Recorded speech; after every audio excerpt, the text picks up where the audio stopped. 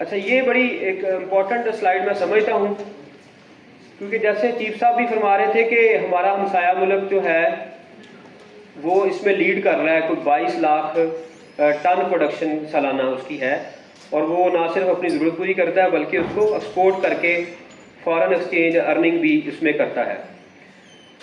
अब ये है कि वहाँ की क्लाइमेट बड़ी डाइवर्स है।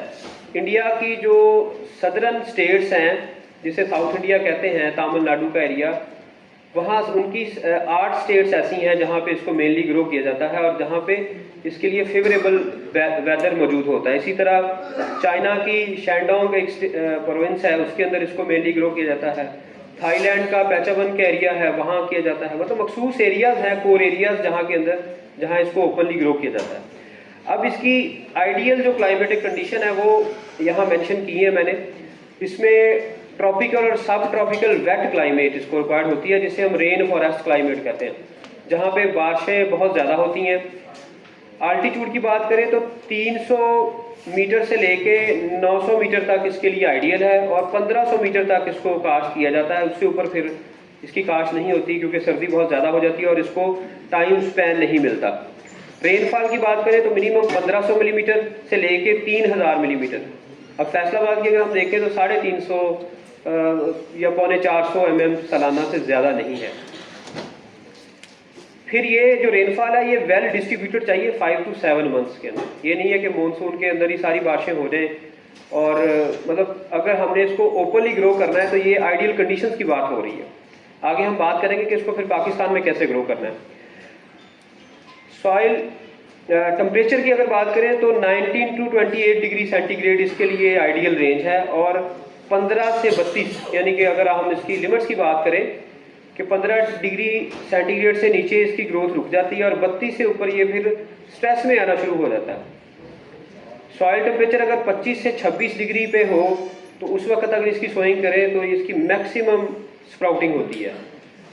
अगर कोई इसको 100% कंट्रोल्ड एनवायरनमेंट में ग्रो करना चाहता हो तो 27.5 डिग्री सेंटीग्रेड पे अगर हम टेम्परेचर रखेंगे तो इसकी ग्रोथ और जो यील्ड है फाइनली वो ज़्यादा होती है।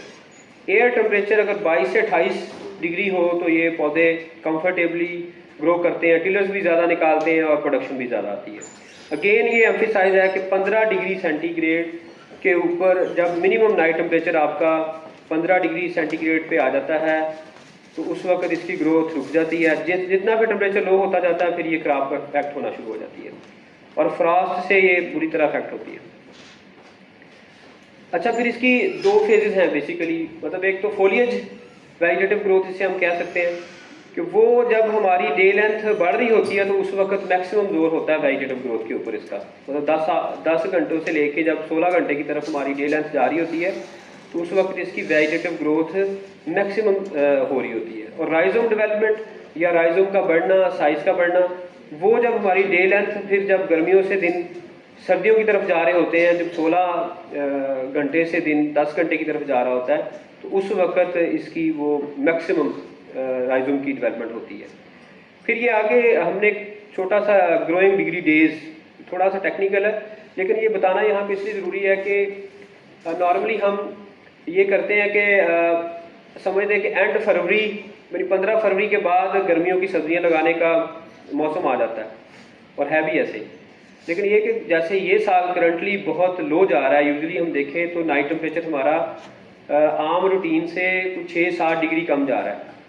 तो उसमें ये कि अगर हम इसको अर्ली सो कर देंगे तो इसकी जर्मिनेशन इफेक्ट होगी।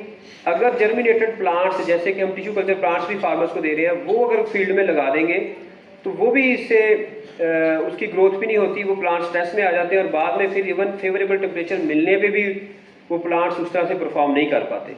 तो बेसिकली होता ये है कि इसको 278 हीट यूनिट्स कह लें या ग्रोइंग डिग्री डेज कह लें, ये इसको रिक्वायर्ड होते हैं जर्मिनेशन के लिए या न्यू शूट निकालने के लिए प्लांटिंग के बाद।